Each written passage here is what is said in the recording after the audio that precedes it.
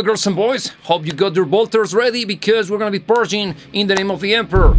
Hey, welcome back to the channel. This time around we're gonna be analyzing the soundtrack for this particular video game, Boltgun. And this is kind of a boomer shooter. It's a throwback to the games that I used to play when I was a kid back in the late 90s. And it's also, well, based on one of my favorite franchises ever, which is Warhammer 40,000. And, well, for those of you who don't know, let me give you a brief introduction to what this is all about.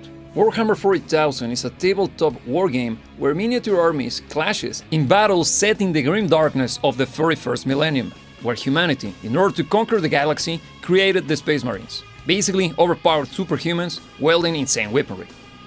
It has spawned several novels and stories, and that alone has become as integral to the hobby as painting and collecting the minis. Which, by the way, the ones you see in the video are just part of my armies. And as you have guessed, the setting itself is perfect for video games. Some excellent, some good, and some terrible. But in this case we're dealing with a very good one. The whole bulk of this analysis is based on my experience playing the game from start to finish. So everything I will be sharing with you is based on the actual use for the music and the sound design while playing the game. Meaning that I actually went through the whole experience, and this is going to be a quite honest and quite objective review in that regard. I gotta tell you, the game is fantastic, I got a lot of fun out of it, but the sound design was that good that I decided to shoot this video for you. In this game you're playing the role of a Space Marine, and as you already understand, they are basically superpowered superheroes wearing insanely powerful power armor. Bad thing is this concept plays a huge role in the way the sound and the whole development of the ambience of the game was created. Everything in 40K is over the top, to the point of being ridiculous, from the proportion of the architecture to the absurd lethality of the weapons used.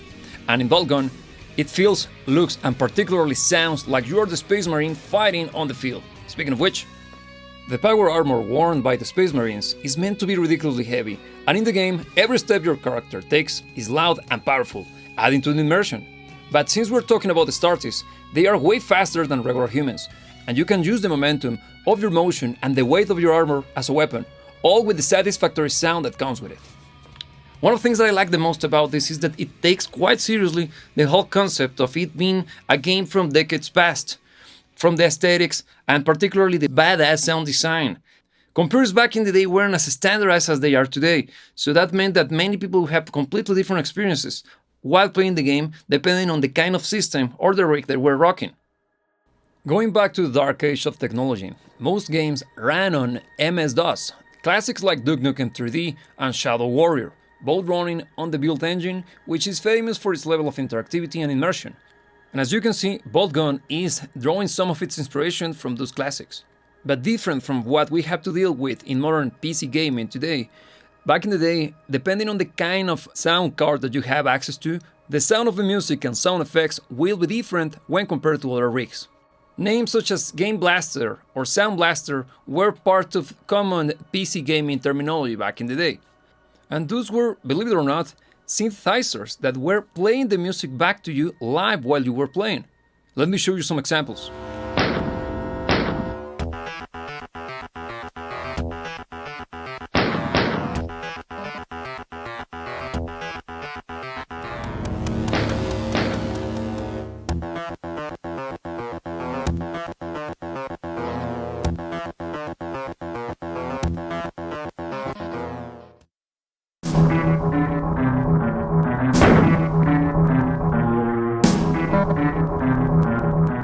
The difference is insane, right? This is happening because, as I stated before, we're dealing with synthesizers, which can be controlled through a protocol known as MIDI, a data file containing the order on which the notes should be played, by which instrument, its tempo, and its intensity. In front of you, you got a MIDI file. Those tiny squares represent notes, which will trigger the sound to come out of a synthesizer or trigger the sound out of a sampler, which is using tiny recordings to create sounds. And depending on how long those notes are, it will correspond to the length of the note. Also, the color represents as well the intensity on which each note will be played. Let me show you.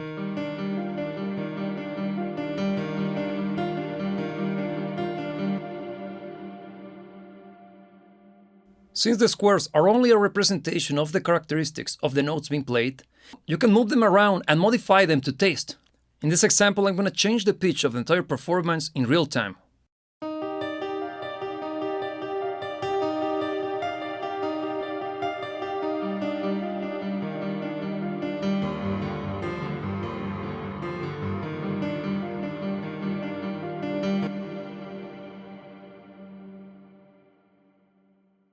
Now you see how, depending on the characteristics of the synth or sampler used for playing back the MIDI file, the quality of the end result changes. In the next example, I'm gonna swap the instrument playing the same MIDI file as before. It will play everything the exact same way, but its timbre and texture will change.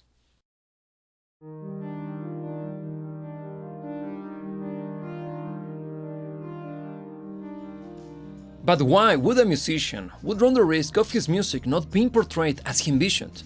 That's a good question. I'm glad that you didn't ask. It all comes down to file sizes. Music distributed digitally is categorized by the amount of data contained in the song file, which is referred as a format, and you might have heard terms such as lossless or compressed, like WAV or MP3 respectively.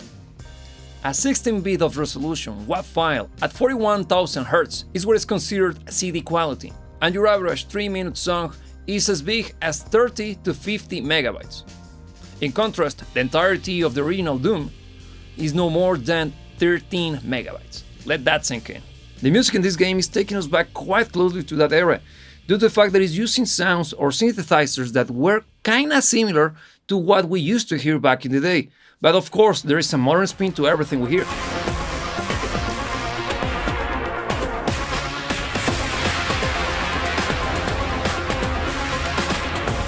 And I gotta tell you that most of the sound of the guns is fantastic, it's very boomy, punchy, and powerful sounding. But I gotta say that I kinda got disappointed with the sound of the shotgun, because, well, it feels a little bit wimpy when compared to other guns.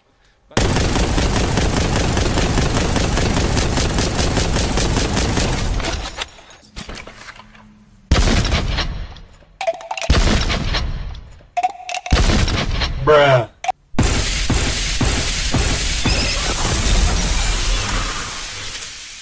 But for the vast majority of it, you can feel the punch and the power behind every shot. Another thing that I gotta say is that the use of sound design is fantastic when it comes to enemy placement, because it is due to the interactions between the characters that you kinda have an idea of what kind of enemy you would be facing soon, and even the positioning of those guys. It's very well done. When playing the game, there are not that many songs that pop in during combat, but I gotta say that the way that they are used is extremely clever, because they adapt depending on the amount of enemies on screen, and also whenever you pick up a power-up or a mutator, if you are one of those Unreal Tournament OGs, the music itself changes, and it's kind of a way for you to know how much of the effect of the power-up that you picked up is still available to you. That's very cool. I gotta say that was freaking awesome.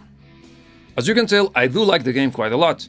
Not only because I happen to be a huge 40K fan, but also because of how well presented the entire premise is, and how much the whole team behind the production stuck to the idea of crafting a game from the late to mid-90s and adapting it to modern gameplay sensitivities. I gotta tell you, that's super cool, and the way that they use the sound design, well, now you got an idea of why I decided to make this video for you. And of course, I would totally recommend you to get a copy of this game and have a blast with it, because it's quite fun. It's easy to pick up, but it's also kinda demanding, because it's a boomer shooter in the end, so it's all about skills. So, if you happen to like this kind of content, well, the best way to support this channel is by leaving a like, subscribing, and of course, letting me know what would be the next game for me to analyze with you girls and boys. Because this is something that I like to do from time to time, so it would be nice to hear your opinions and tell me if you have played this game before. Now, if you want to support this channel even further, the best way to do it is by listening to our music on Apple Music or Spotify, and also by following us on Instagram and X, because that's the best way for you to get in touch with us in a much more personal basis.